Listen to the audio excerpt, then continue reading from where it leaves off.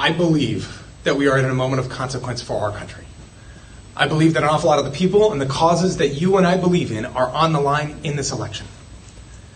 And I think that if you believe that, and you recognize that when we talk about a Massachusetts Senate seat, this is not a swing state, this is not a swing seat. What comes with this position is the opportunity and responsibility that's held by a small, select handful of positions in our government. And the time could not be more important or consequential. And for that, I think that Massachusetts deserves, our party needs, and our country needs, a U.S. Senator that, one, will show up constantly across Massachusetts so that you, everyone in Massachusetts, knows what you're doing, who you're fighting for, and that your views, hopes, dreams, aspirations, fears are being heard and represented in Washington on the biggest debates. That, two, the people that need help most, as we talked about earlier, get the help and support that they need. And three, that on the big consequential challenges of our time, for a party, for our Commonwealth and country, that you are going to be there contributing to those debates and helping.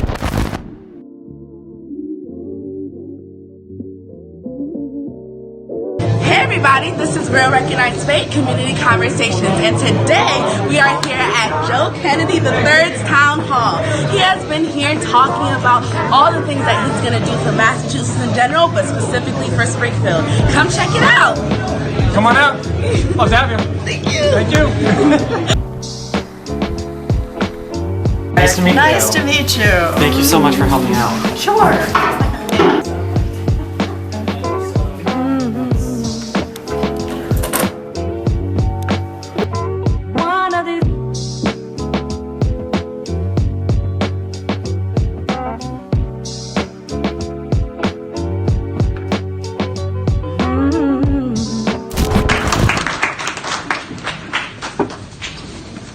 I pledge allegiance to the flag of the United States of America, to the republic for which it stands, one nation, under God, indivisible, with liberty and justice for all. I think about not only Joe, but the person who's going to introduce Joe. I think that the president of our city council is the future, is part of the future of the city of Springfield, and he and his family are the fabric of this community and will forever be leaders.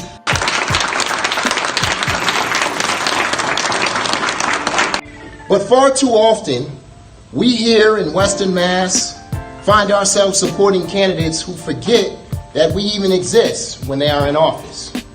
You can't possibly know the issues a city or town faces if you are not present to engage with the residents affected by those issues. Similarly, you cannot adequately advocate for those same issues in Washington if you don't understand what you are fighting for.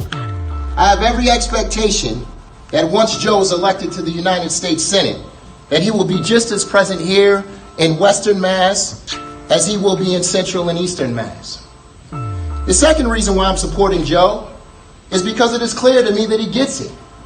My biggest frustration with our president is not that I disagree with him on just about every policy issue that he puts forth, but that he can't even be a role model of decency, inclusion, equity, integrity, or compassion for our young people.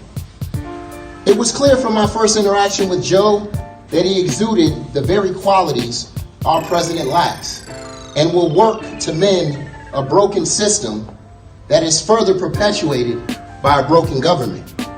Ladies and gentlemen, without further ado, it is my honor and privilege to introduce to you our next United States Senator, Joe Kennedy.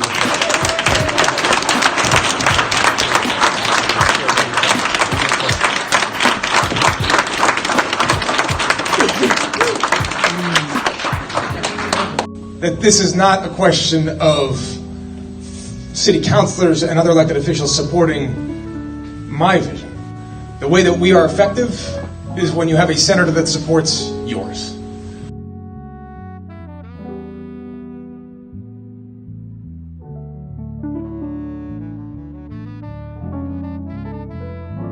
The basic responsibility of government. That those who most need some help, most in need of protection, the poor, the sick, the suffering, the different, that they have access to the services and protection that they need when they need it. And folks, more than anything else, That is why I decided to jump into this race, because we have not had, in modern American history, another time where the President of the United States looks at those same members of our community and seeks to exploit, degrade, target, and vilify them on a daily basis for his own political gain. And so yes, our fundamental responsibility at the moment is to fight back against the hate and the vitriol that comes out of the Oval Office and the Trump administration every day. But we also have to recognize that for many members of those communities, of our community, their struggles began and challenges began long before Donald Trump ever thought about running for office in the first place. That tonight across our country, over 500,000 people, 500,000 will go homeless, and 37 million will go hungry. That there is not a city in our country where a minimum wage worker working full-time can afford a 2-bedroom apartment. Not one. That we have the highest rates of incarceration and the highest rates of maternal mortality in the developed world, and both are worse for people of color. That half of all the adults in our country, half of all of the adults in need of mental behavioral health care will not get it today in the United States of America.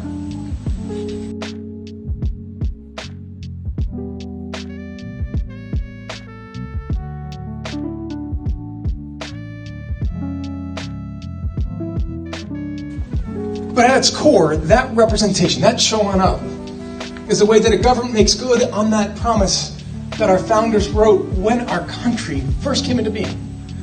That we all are created equal.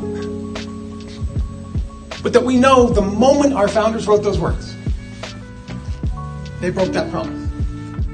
Because the we that they referred to meant rich, white, Protestant men. And that was it. No one else. But our country's story, our journey, has been about expanding that definition of we to make sure that it includes everyone, no matter the God of your parents, the color of the skin, the country that you come from, the hand that you hold, how you identify, no matter what, here you count. And we now have a president that's trying to roll that back and say, you actually don't. Not quite as much as somebody else. And so yes, that's a challenge of our time. But I have no doubt how history will judge Donald Trump. Because we have been through these moments before as a nation. So the periods of Japanese internment camps,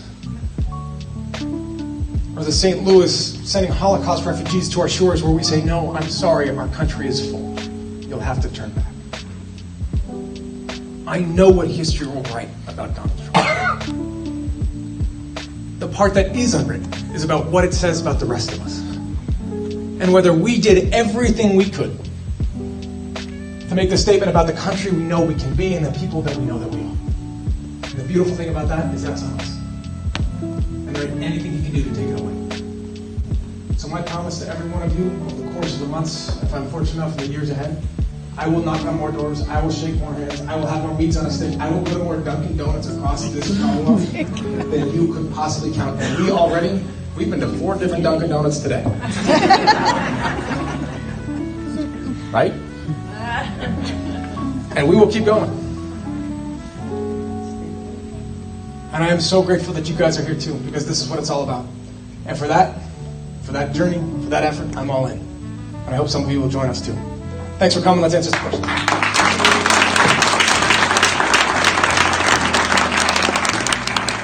Hi, my name is Tiffany Alicia of Real Recognized Fake Community Conversation from right here in Springfield.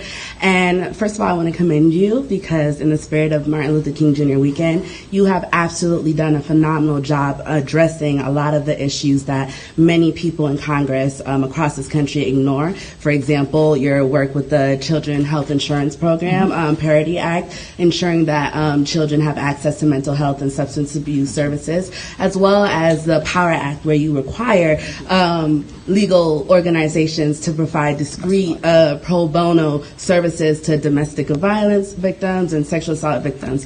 All that is so amazing. My question is, have you or your team performed a gap analysis at any point since these bills have been passed to ensure that there's access and the quality of the program as well as the coordination of the program for simple things like transportation? Because as I was an educator as well, I've left the classroom recently differently to try to affect change in other ways. But what I've noticed is it's not necessarily the availability of resources that we have an issue with, but accessing and people not even knowing that these programs exist. So how is your team ensuring that the implementation of your bills are like happening?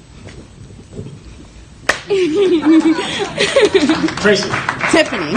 Yeah. Terrible names. Great question. What are we doing about it?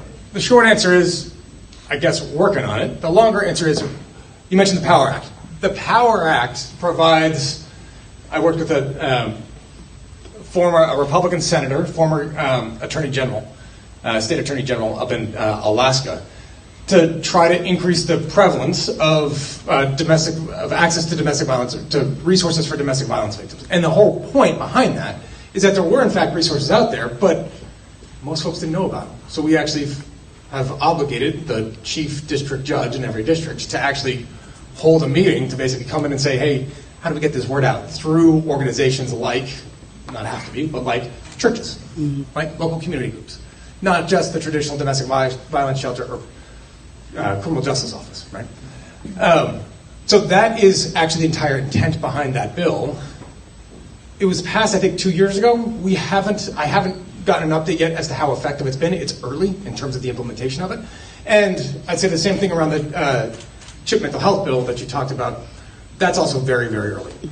So I don't think even if we tried just to get access to the data yet, we wouldn't be back.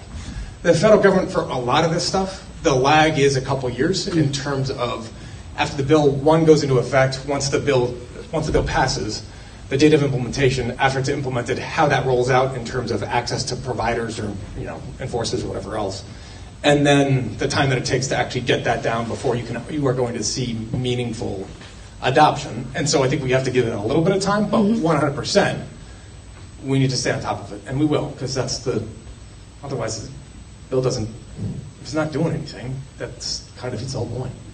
Thank you for the question. No problem. James Ryan, I'm from Longmeadow, Massachusetts. Thanks. Of course, that should be obvious by the 1 point. Anyway, so a little bit about me. I'm a teacher just across the street over at the High School of Commerce, the Springfield Honors Academy. And I'm also someone who's looking to build out a family. I'm also 28 years old.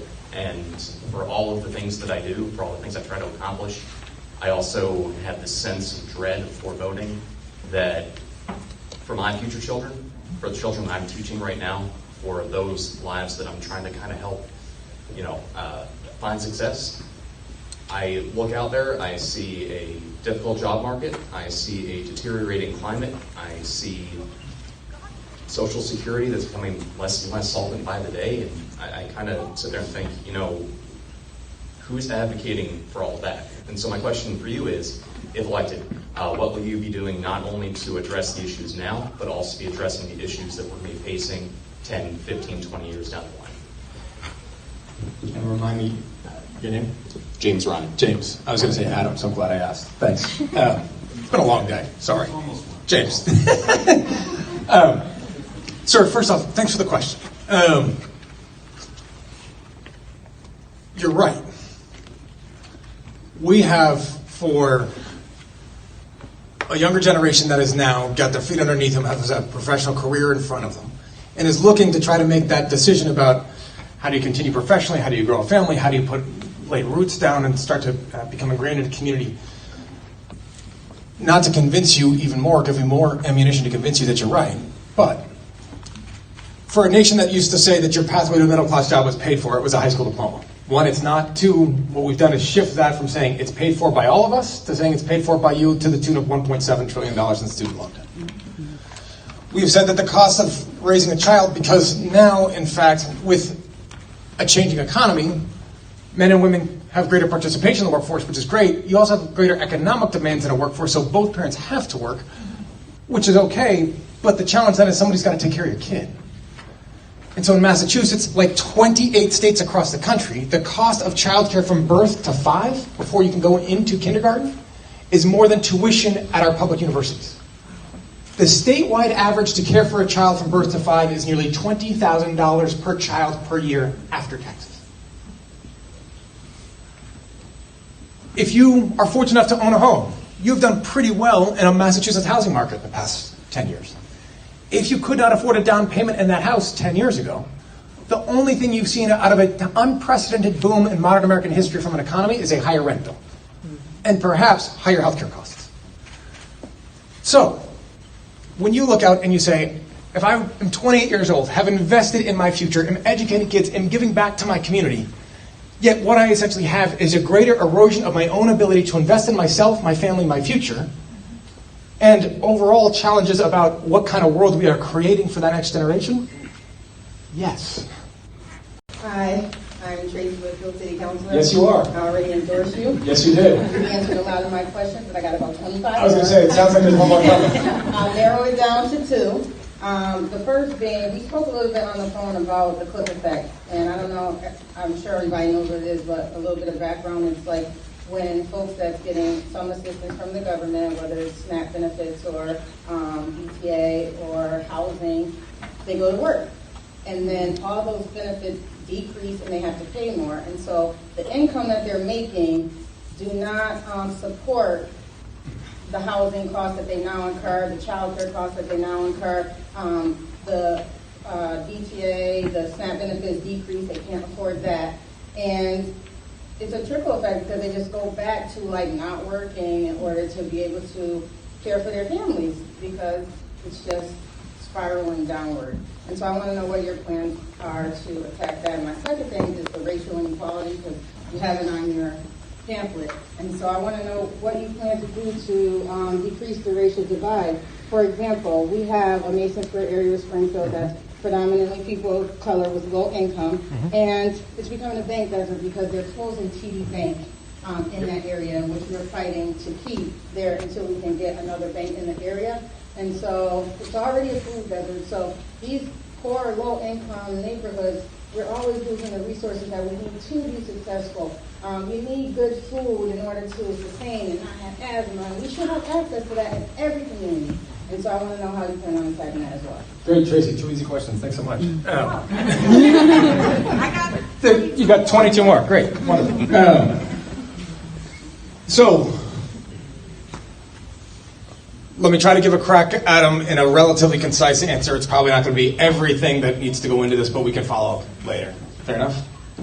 So, with regards to the first, okay, the so-called cliff effect, a couple pieces of this. One, part of that can be done and reformed by better program design, either federal or state, to ensure that there's a sliding scale there and that there's not an incentive for people not to actually get to either go back to work or to seek that raise, because that prohibition or that disincentive is very, very real. And the concern that if you get close to it, some small change might push you off of it. It is one of the reasons why I have authored and pushed for a continuous enrollment bill in Medicaid, to ensure that part of what our Republican colleagues have done, despite always saying that they are the party that does not like red tape, is they don't like red tape until it comes to a program like Medicaid, in which case they all of a sudden love red tape. Because that red tape can be put up blockages for people to get access to the benefits that they need or deserve. And I'd love to work with you on that if I can take care of business. All right? Hi, I'm Tracy Whitfield, Springfield City Councilor at Large, and I just want to say why I supported Joe, honestly, is because he called me consistently, personally, to talk to me about issues that are plaguing our community and what is plaguing the United States at large. And we talked extensively about some of the issues that I'm concerned about, and I like his answers. I think he will work hard for our community. He promises to be visible in Western Mass, which is important to us because there are a lot of other political figures that we never see, and they're supposed to represent us. So I hope he keeps his word. I hope he is definitely a man that is going to work for all communities, black and brown, any minority group, women, children, just all people. So that's why I support him. How you doing? I'm Springfield City Councilor Adam Gomez from District Ward 1, one of the most economic challenged districts in the state of Massachusetts. Today, myself and 5 other colleagues endorsed the next U.S. Senator for Massachusetts, Joe Kennedy III. And we're proud to do so because Joe is a candidate that gets it. A lot of people know that the majority of the people of color and progressive candidates on the council supported Joe because we can see his vision and we know that he's going to be a lot more active within Western Massachusetts. We're looking forward to this race, and we're looking forward to push through and make sure that all Massachusetts residents, no matter where it is that you come from, have an equal say and also are supported and represented at the Capitol in Washington. So with that, we're happy. Go Joe. Thank you.